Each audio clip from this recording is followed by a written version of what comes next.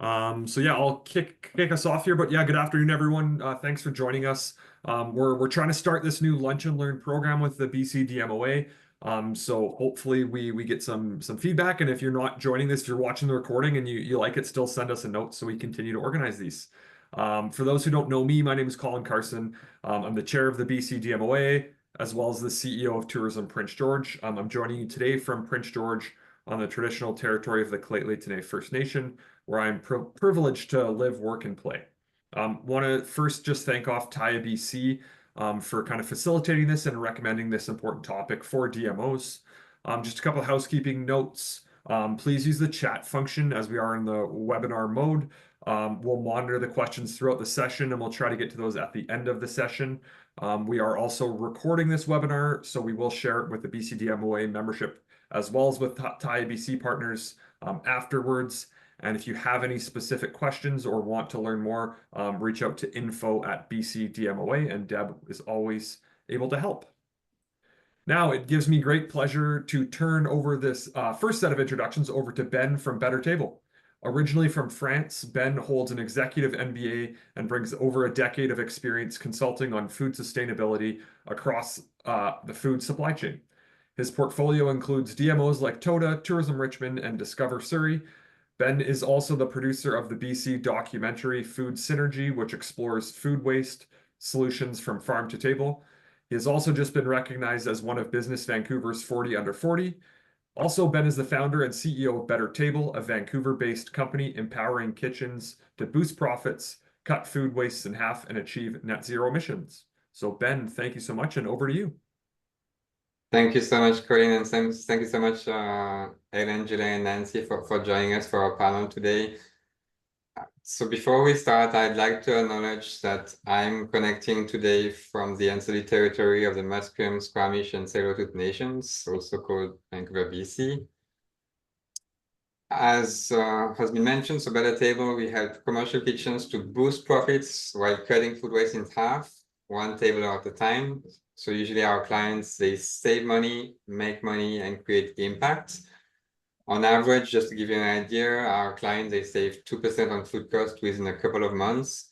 And at the same time, it helps increase guest satisfaction, staff satisfaction, especially back of house, while reducing food waste by 30%, reducing carbon footprint by 12 tons on average.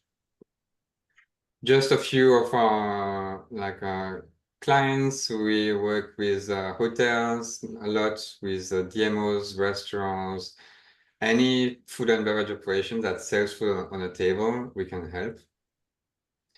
And here's what I have for you on the menu. So first, we're going to share why are we talking about food sustainability? Why is it important? What is it? And what are the different complexities around there? Secondly, we'll share some strategies that have been implemented already by DMOs to make it very concrete. Yes, that this is a topic that is very important for DMOs to tackle, and they can, as a DMO, you can play a very significant role. What are the KPIs, some suggestions around KPIs to track, and then we'll switch to the fun part of the workshop with Ellen, Julia, and Nancy. So Ellen, the CEO of the Thompson Tourism Okanagan Tourism Association, Nancy, the CEO of Tourism Richmond, and Julia, who is Director of Sales and Marketing and Sustainability Manager for the Huntington Hotel and Suite and the Pendrain and Tea House in Victoria. And then we'll add some Q&A. So if you have any questions, please feel free to use the chat. It will be monitored and we will answer the question at the end. So first, what is food sustainability? It can be so many different things. Are we talking about sustainable seafood? Is it local or organic? Is it more plant forward? Or is it just maybe you're in a remote area where composting is not available, and so that's something you should work on? Or maybe even if you compost food, like we're not composting food to waste it. So what is the efficiency of your operation, the food efficiency? And what's the carbon footprint of food, and how does that impact the way you think about climate strategies?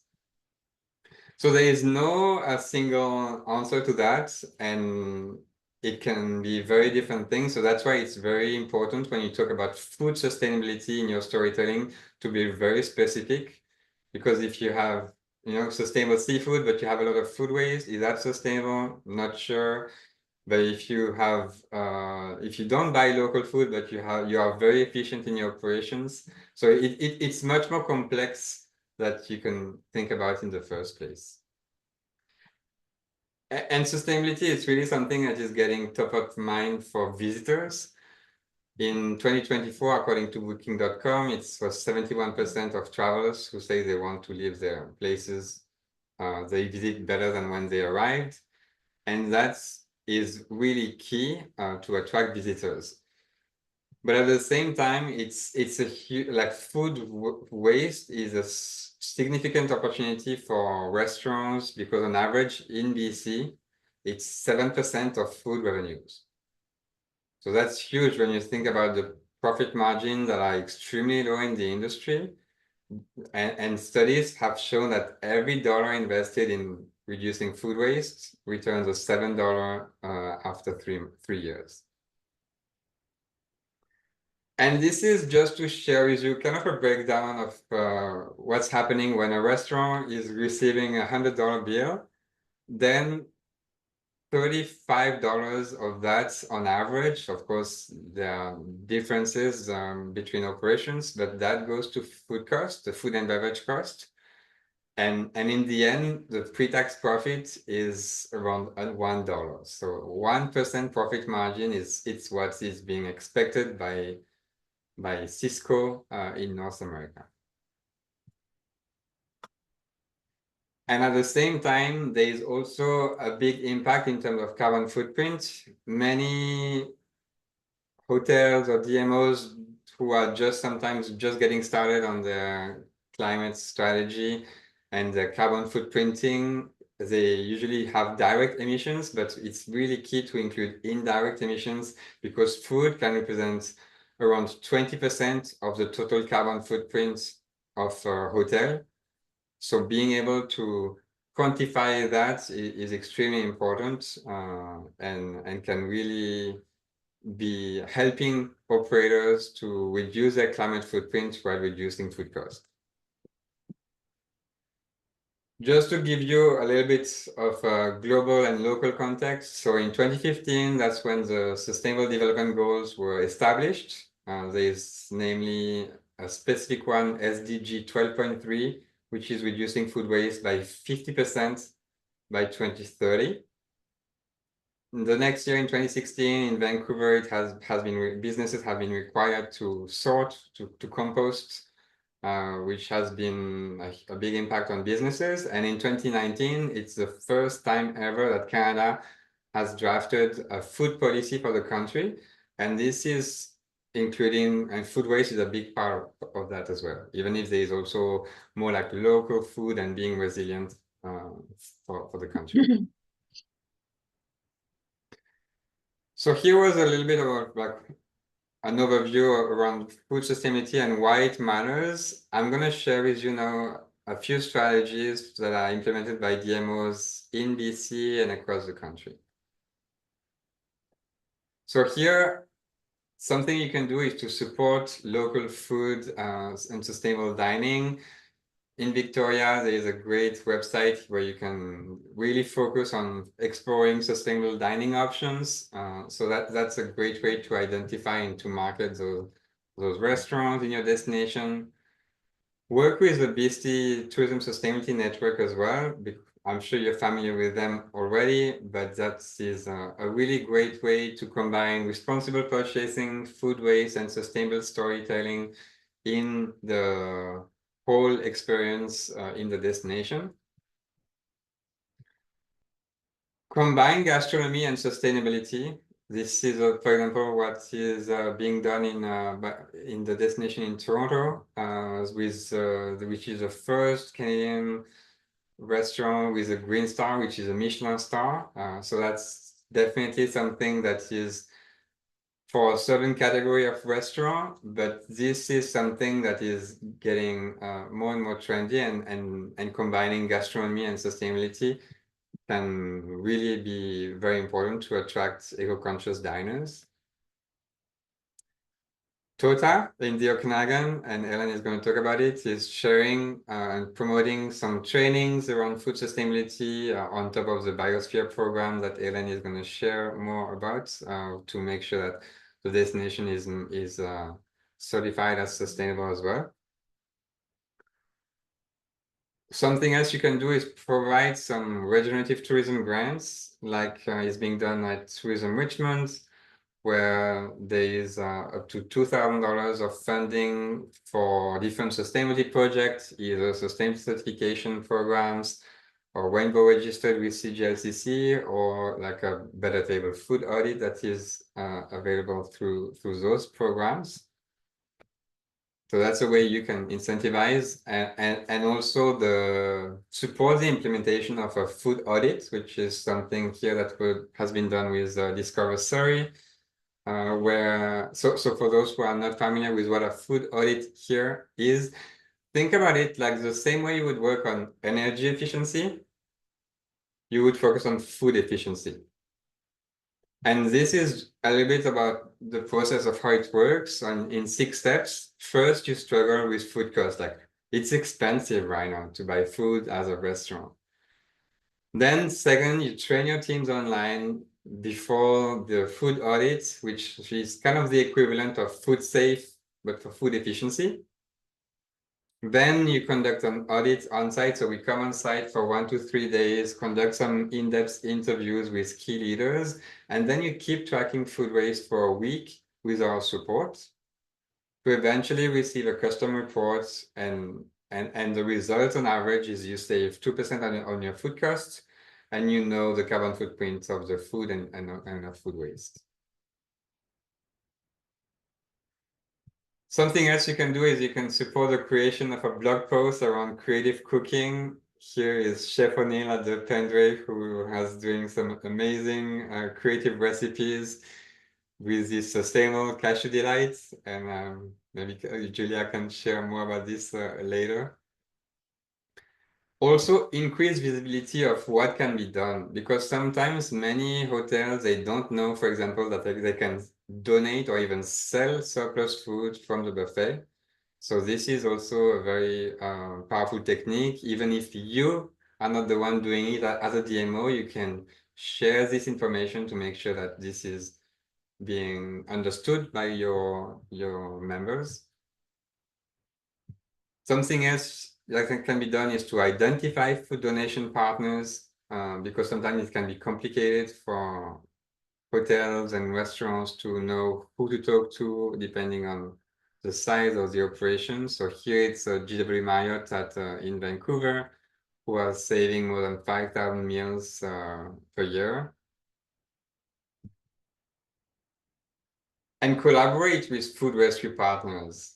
Here another example in Ottawa, where they have announced a collaboration with La Table des Chefs to maximize the food recovery in the event sector. So really creating these events to drive this. And what I'm hearing is that this question is being asked more and more, especially for events.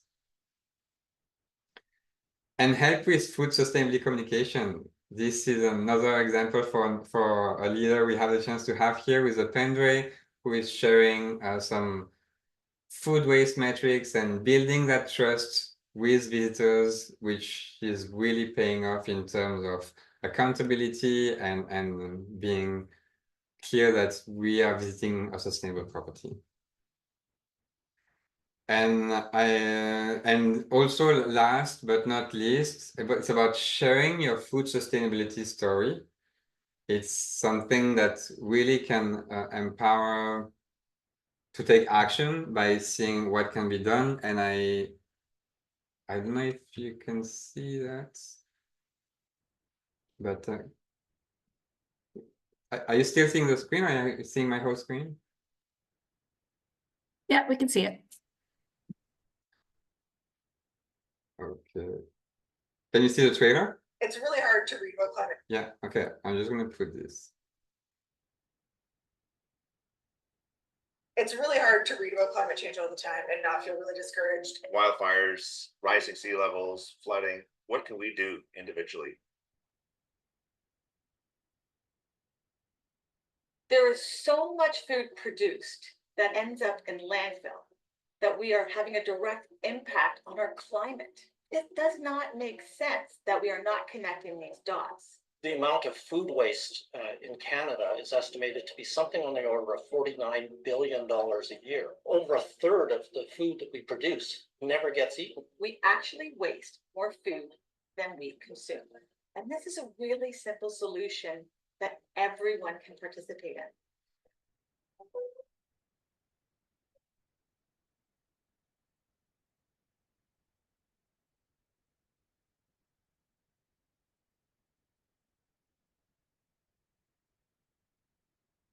BC is a hotbed of innovation. BC and Ontario lead the country in innovative ways to reduce waste. It's all connected, everything's connected, and it's all connected through these decisions and choices that we're making across the entire network. We're all finding our common goal and our love for the passion of fighting food waste together. I think such an important thing for people to remember when it comes to their involvement is that they are involved. People don't know how to fight food waste, and they want to know.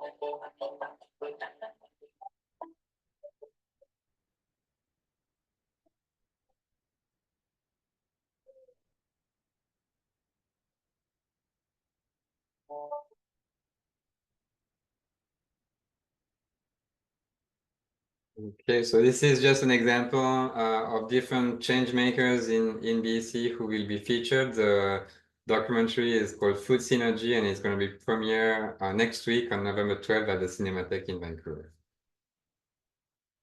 Okay, so now I would love to share with you, kind of give you some ideas on what KPIs as a DMO would be interesting to track. One that we are seeing a lot is like having the local sourcing percentage. I know this can be difficult as a DMO, but even providing like a sharing that this is something that should be tracked at the property level or at the restaurant level is something that is very impactful and can really also build into the story of the local aspect and creating this storytelling related to food sustainability. Track how many restaurants in your destination have a sustainability certification, because this is also a very crucial, not just the hotels, but really having it specifically for restaurant to see how much of your offering is marketed as sustainable to your visitors. Another one is track your food waste reduction percentage. So that's the food efficiency baseline, the food waste generated per cover, how much this number has decreased over time compared to your baseline, which is usually established when we do a food audit, and being able to report to Sustainable Development Goal 12.3, which is reducing food waste by 50% by 2030. And the only way to achieve that target is to measure and track food waste. So make sure this is something that is being implemented in your destination. And track the number of people who are trained in food sustainability. Here I'm giving you the example of the training we provide, the Better Table Certificate, which is kind of the equivalent of Food Safe for food efficiency, but there are many other more different food sustainability related training. So if you are able to quantify things, I think that will be an easy way for you to track this in your destination.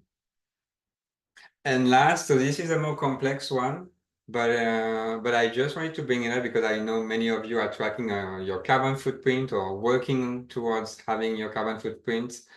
Food and the production of food has a huge carbon footprint. It's, as I mentioned, for property, it can be around 20%.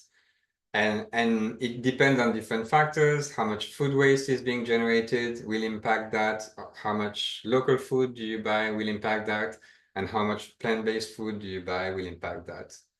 So happy to have a conversation about this if you want to learn more, but this is something that is part of a climate action plan as a DMO. Great, so enough me talking. I would love now to invite our panel, which is an amazing panel with Ellen, Nancy, and Julia. So I will maybe if you could share a little bit about who you are for people who may not know you, even if I think most people know you already. Who do you want to start? Go ahead, Ellen. Okay. Well, I'm Ellen Walker Matthews. I'm the president and CEO of the Thompson Okanagan Tourism Association, which is in the interior of BC. I hope everybody knows where that is. We like to say we're roughly the size of Ireland. We go from Valemount in the north to Osoyoos in the south, Manning Park on the west side, and on the east side, Christina Lake. So a very large footprint. We've been on the sustainable journey since 2012, when people were shaking their heads and looking at us about what we were talking about. So we've certainly been committed to that and been real proponents of the importance of the tourism industry getting on board with sustainability and environmental protection. So this is a journey that we're happy to be on. We're certainly happy to be on it with Ben, and I'll leave it there for my intro. Thanks, Ellen. Nancy, you want to go? Thanks, Ben. I'm Nancy. I'm the CEO of Tourism Richmond. Lovely to be here. Thanks, Ben, for asking me. I want to acknowledge the journey, and Toda certainly has always been, since I've been in the tourism world, has been a thought leader and really, I think propelled a lot of us forward. So I wanted to acknowledge the work that Toda, excuse me, and Ellen has done. With Tourism Richmond, we're fairly new to the party, I would say. However, our municipality has been on this journey quite significantly over the last decade or so. So we've been working very closely with them, and I'll talk a little bit about that in a little bit. But essentially, new to the party, really trying to understand what our role is within this realm of sustainability or regenerative tourism, and trying to propel things forward and be a catalyst within our community and within our industry. And we've learned a lot over the last number of years as we've started this, and we will continue to make advancements and invest our funds to help our community get better at what they do. Thanks. Thanks, Nancy. Hi, I'm Julie Canton. I'm the Director of Sales and Marketing at the Huntington Hotel and Suites and Pendragon and Tea House in Victoria, right in the Inner Harbor. So we started our sustainability journey back in 2017, going from really a basic bottom line model to the triple bottom line, and now even going beyond that, where we're looking at implementing the SDGs and looking into circular economy and regenerative tourism. And that goes very well in line. We're very lucky to live in a destination. Destination Greater Victoria has fully embraced also sustainability as part of the ways to move forwards in the coming year, as part of the brand and as part of who we are as a destination. So we feel very lucky and supported by the DMO here.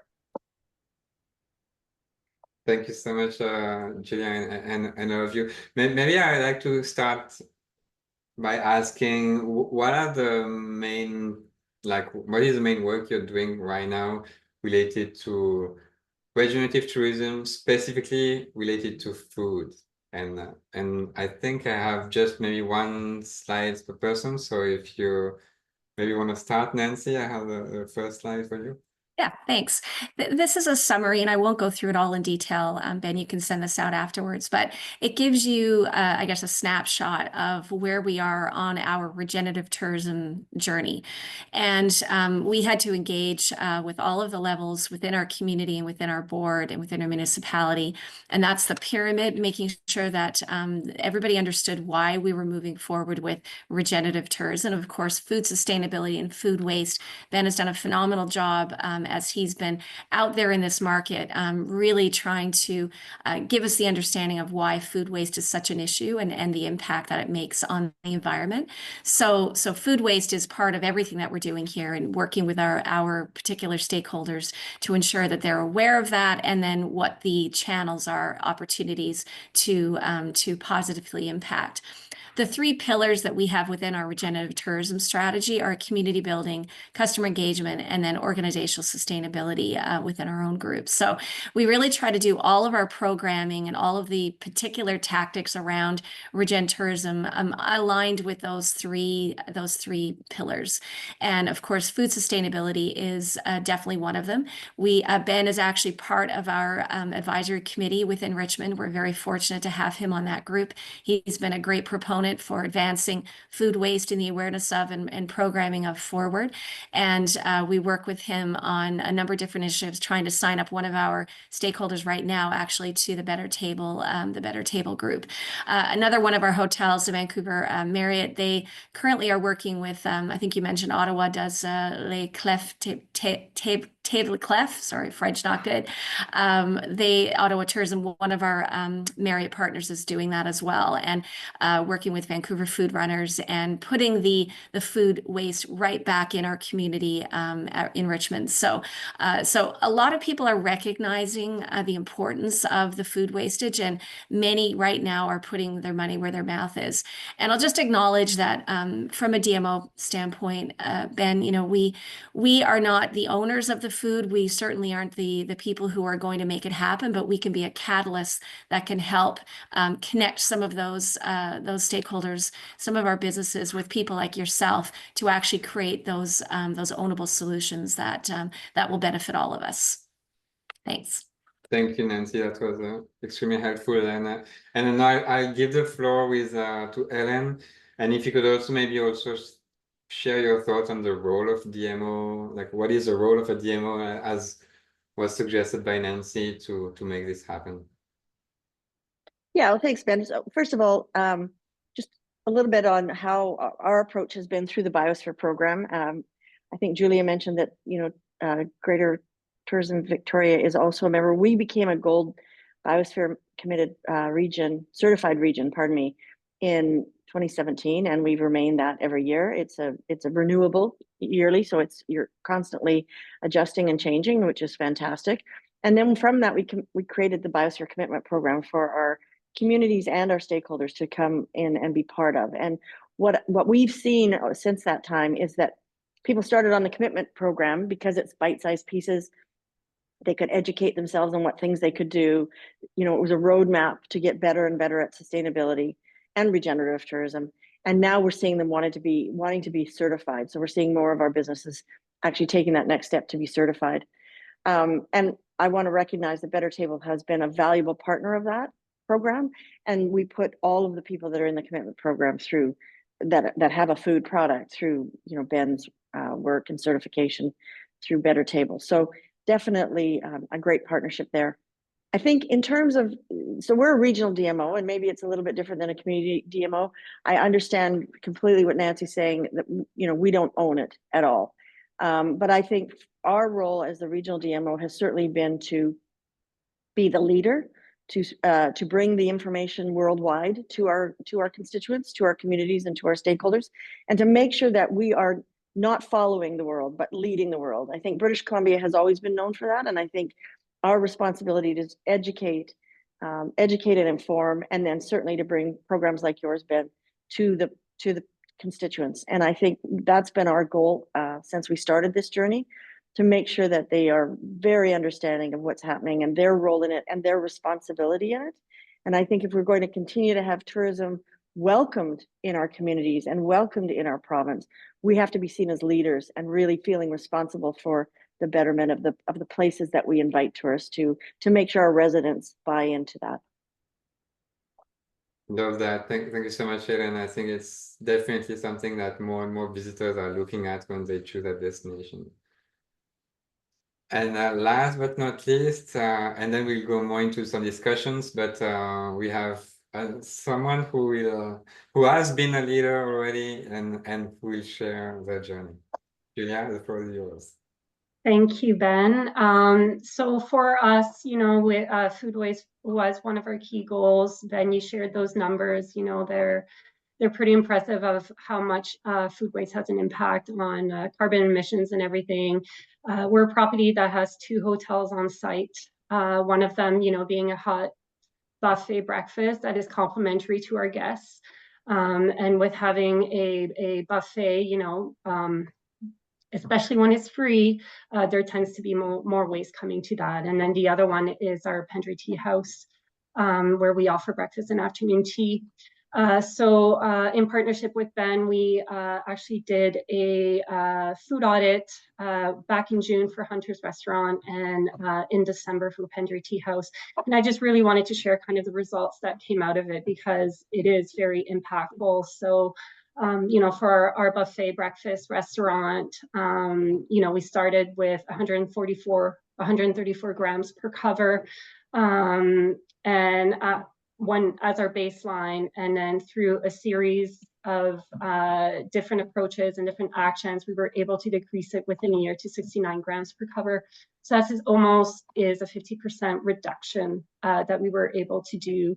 You can see the numbers there, but also the emission impact has been pretty tremendous. Pendry Tea House, we did it starting with already a very good baseline at 84 grams per cover, but we managed to bring it down by 41% to 41 grams per cover by the summer. So that's within 6 months. So our goal of 50% food reduction by 2030, we're going to surpass that because we're already pretty close, and it's only getting into 2025. And again, that's with the training that we got from Better Table, that is with the passion of our staff getting involved in it. We got them very involved. They all did the training. They were all passionate about reaching those goals, and we definitely celebrated with them, once we did reach them. And then sharing that also with our guests. We always make sure to be very transparent with our guests, sharing our successes. And we get a lot of positive feedback from that. And we actually also got a lot of media traction from our efforts. So it definitely has a marketing value as well. And I just wanted to finish off, working through that. And then again, in partnership with Ben, we became Canada's first Pledge on Food Waste certified hotel at the gold level, which is one of the highest level, which was a very tough process, but very rewarding. And we also got a lot of traction from that. And it's been a journey, but it's been a very great journey. And it's been very rewarding, both on a sustainable level, but also, as you can see, in terms on a monetary level as well. Thanks for sharing, Julia. I'm curious to hear from you. What are the because you all are leaders in the industry, and some people have a different level of maturity, especially related to sustainability, even more related to food sustainability, because most of the time, tourism operators, when they start this program, they start working on energy efficiency, not so much on food efficiency. So what are the challenges you see in your destination or in the industry related to scale the impact and to make sure we are achieving this triple bottom line approach that Julia was mentioning? Ellen, do you want to start? Yeah, well, thanks, Ben. I certainly think, I go back to education, but time and cost is the constraint and challenge for the industry. I mean, we've been through a tremendously challenging number of years, and people are stretched to the limit. I think they're trying to do many things, but I also think that they're starting to really come to the table and understand sustainability and the importance of that work. And as Julia said, it's a tough job. This is not easy. And congratulations on 93%. That's outstanding, Julia.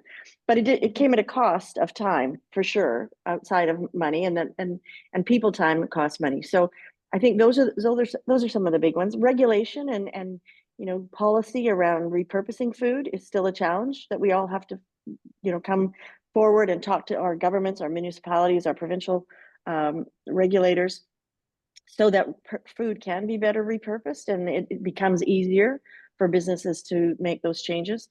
And then I think understanding that bottom line, the importance and the reduction in costs that can happen as a result of participating. So I think there's a number of things, and it's moving. And our role as educators, our role is to continue to put that in front of people and help them understand the benefits that can come out of taking the time to do this work. Thanks, Nancy. You want to share any challenge you see in the industry? Time and money. Ellen nailed it. I mean, essentially, it is, there's a long list of things to do within, not only within destination marketing, destination stewardship, regenerative tourism, sustainability, triple bottom line. There's a very long list of things to do.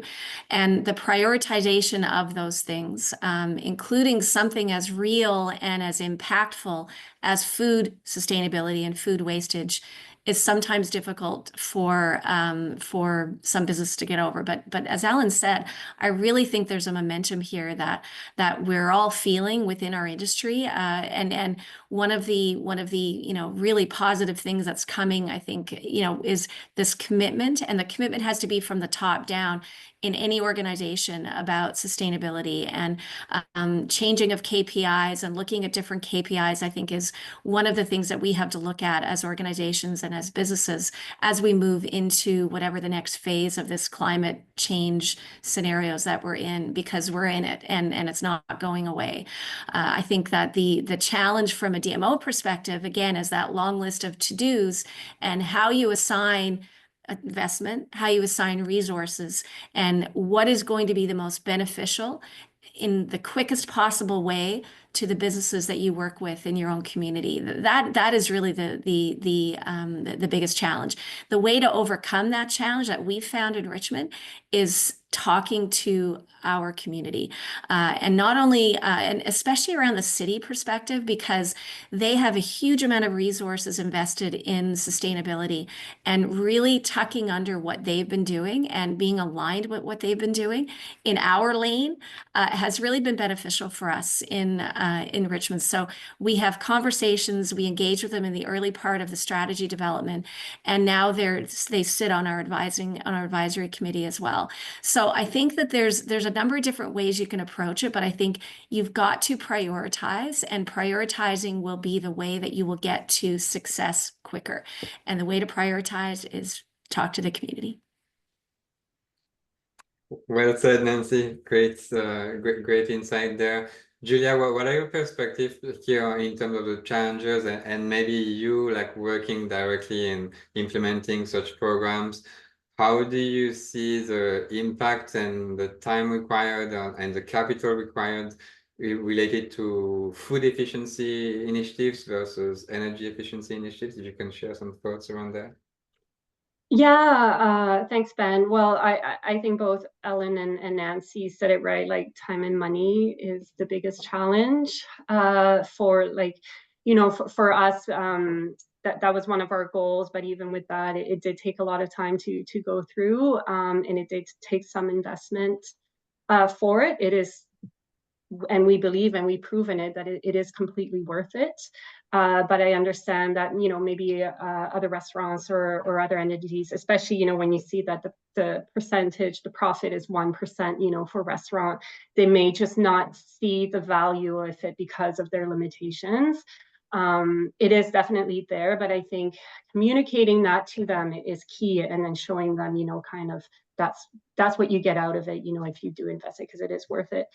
For us, like even with that, because we've also done an energy audit, and I think the ROI on the food waste side of thing, it is higher and it is faster than on an energy audit, because on the energy side, a lot of it is more capital investment. They do take longer, and the ROI that you see on it may take a few years, versus the food waste, you can see that return within a few months. So I think getting that message along, the value that you get from tackling that, than the more traditional energy audit would help. Yeah. Thanks, Julia. And last question before we go to our questions: how do you work with partners to make sure you are achieving success, whatever success means to you? Helen, you want to take that on? Well,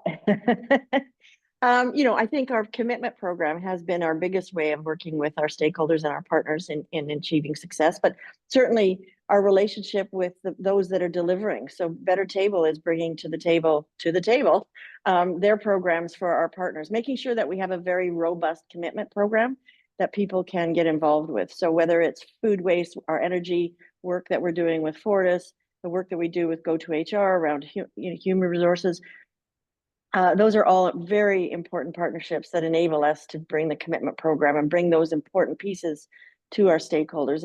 And we try to make sure that those resources are available for them at either better than the price they would pay if they were doing it outside of the commitment program, and then finding additional free resources for them as well, and looking to our partners to be able to enable that. I mean, obviously, you have a business that needs to be profitable and needs to be able to do things, but it's also a business that has a lot of ethical and moral implications. And so I know that you do your best to bring the best to the partners that you work with. Partnerships are everything. Thanks, and Nancy, how about you? How do you work with your partners? I know you mentioned the Regenerative Tourism Committee that you formed. Yeah.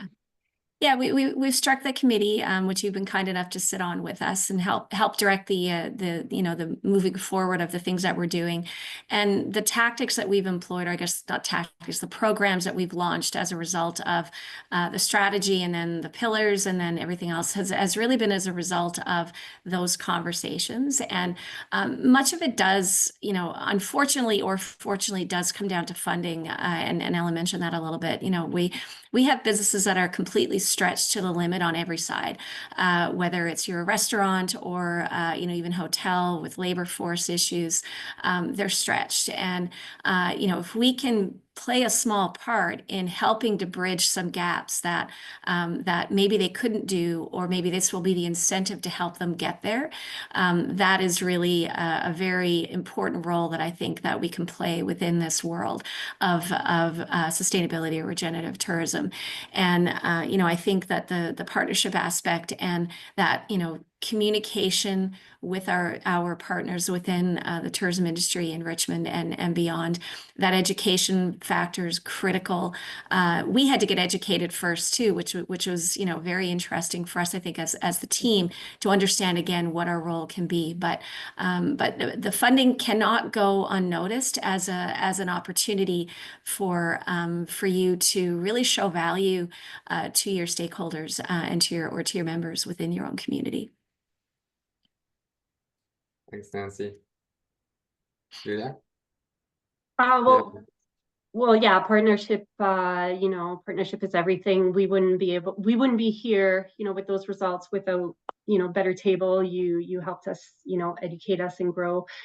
We wouldn't be here without the support of our DMO, Destination Greater Victoria, who, again, has fully embraced biosphere certification, supporting the different members going through that certification, because it's not always easy, and sharing everybody's knowledge, because everybody has different specialties and different experiences, and bring that together to the table. So, the more information we share, the more success stories we share, I think the more people would be motivated to kind of go into that sustainability journey. So, yeah. Great. And I want to have a last quick final question. What would be the one piece of advice that you would give to a DMO that hasn't started yet? Helen? Don't worry about doing it perfect. Just start on the journey. Just take little baby steps, because doing something is better than doing nothing. So you don't have to reach for the gold standard. Just get started on the journey and you will get to the gold standard.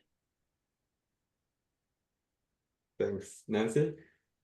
Love that. And I think that the next point I would make on that is around engagement and community engagement, municipal engagement, partnership engagement, and that takes time. So, you have to be a little patient sometimes, but while still acknowledging speed to market is critical right now with everything that we're seeing, and making those small impacts will make an impact. But engagement is critical, or it has been, for the success of our programs within our community, but not at the expense of taking too long or being too slow. Because, as I learn every time I go to Impact in Victoria every year, that first speaker, and he kind of really lights the fire, I think, in many of us, and really gets us understanding quickly that we're not going back. We have to go forward in a different way. So Thanks, Nancy. Julia, do you have any thoughts? Or like, I know you're not a DMO, but if you, based on your perspective, what could you say to a DMO who? Yeah, well, come to Impact to start. It's a great I gave it a conference. plug. Yeah. But also maybe look in your community. I'm sure you already have champions out there that are focused on sustainability, that already have those stories that you need to get started. So, maybe just start there. Thank you so much. I think that was really insightful, and to hear your perspective is something that I'm sure. I make one more comment, Ben? Yeah. The risk of going off Go ahead. plan. I think reputation is really important, and someone, maybe it was Ellen, said it earlier about the reputation that British Columbia has, and it actually is a halo effect into Canada, believe it or not. In some of the conferences I went to this past year in the US, Canada is seen as, rightly or wrongly, perception is reality, I guess, but Canada is really seen as somebody who's at the forefront of sustainability in the tourism industry. This is very good, and I think British Columbia is even further ahead of the rest of the country. I really believe that. So I think that reputation, playing on that and really communicating, I think, Julie, as you said, the successes without greenwashing, but really being proud of the things that we're actually doing and the impact that we're making, I think is really important. And the numbers, Julia, that you showed and shared, and thank you for that, that really makes it real. And hopefully those numbers that are saved are going into your marketing budget. Probably not, I get it, but I think that those things are really, really, really important for us to show and demonstrate that there's a real value to these types of programs. Thank you. Thanks, Nancy, for adding this. I'd like to leave some space for the Q&A.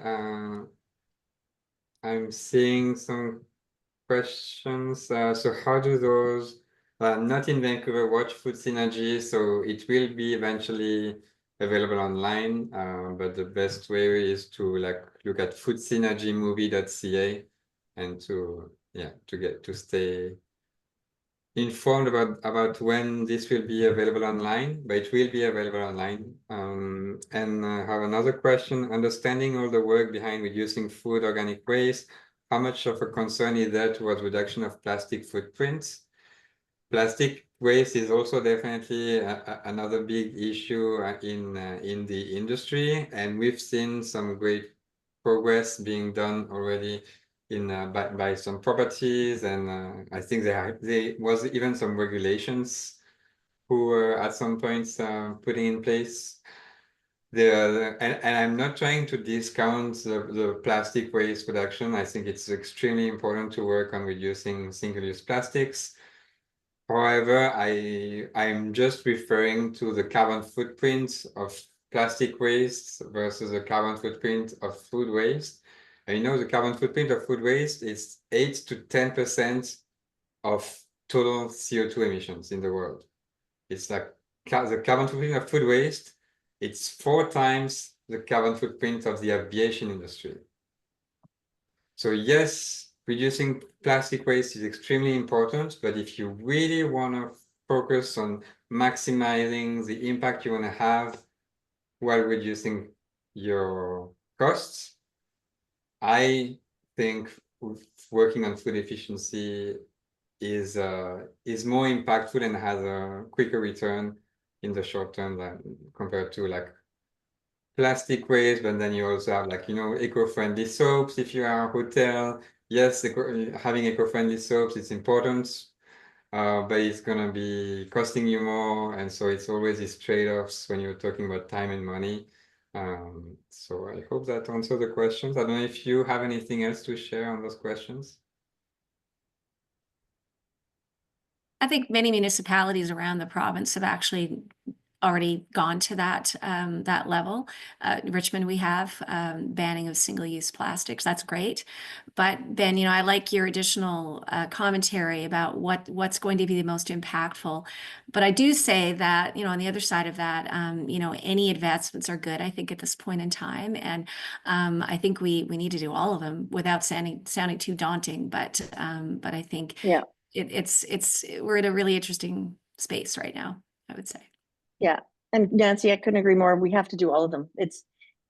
There is no time. Time has run out. So I think, the food waste, absolutely, it's very impactful.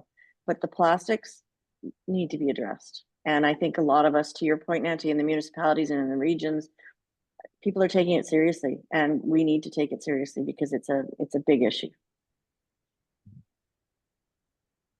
Multi-pronged approach. Just wanted to share with you, just instead of times, if you want to learn more about hospitality leaders on food sustainability. That's a short cast. It's a short cast because I know you're busy. I heard you, like time is precious. So it's only episodes in under 20 minutes. Cool. So New term for me today. Love it. I have to interview you. I've interviewed Julia and Ellen already, but not you yet. I talk way longer than 20 minutes. So. Oh, I cut, but not worry about He that. cuts it to 20. Nancy. Oh, he does. Okay. I need that. And here I'll share this slide. I'm hoping the TIBC and BC DMOA will share the slides, but there will be different resources that you can, like if you want to get access to free training, to the savings calculator, to a checklist on a kind of a mini version of the food audit we do, or if you just want to chat and have a free consultation, please feel free to reach out. Always happy to help. So thank you so much, everyone. And I really invite you to waste less and earn more. Thanks for all you're doing, Thanks, Ben. Ben. Thanks very much. Thank you, Ben. Thank you. You're doing a lot. Thanks so much, Ben. Really appreciate it. Thanks to Alan, Julie, and Nancy, as well as Ben, on behalf of the BC DMOA. I just see one more question coming in. There will be a recording going out, yes, as well as the slides, I believe. So we'll make sure to get that out to the BC DMOA membership, as well as to the TIBC partners, I believe. So we'll get that out. But yeah, thank you so much for taking time out of your day to participate. For those still hanging on to the webinar here, hope you found this valuable. I think really insightful and eye-opening to see some of those numbers come across. And I think, Julia, especially for you hearing that, the cost saving is what's gonna, ring true to our hotel partners. And so being able to share that, I think is really important from the DMO standpoint. So thank you so much for your time today. Hope everyone else enjoyed this. We'll be coming out with some more webinars soon for the BC DMOA members. So please stay tuned and enjoy the rest of your day. Thanks, everyone. Thanks, Colin. Thank you. Bye. Bye. Bye.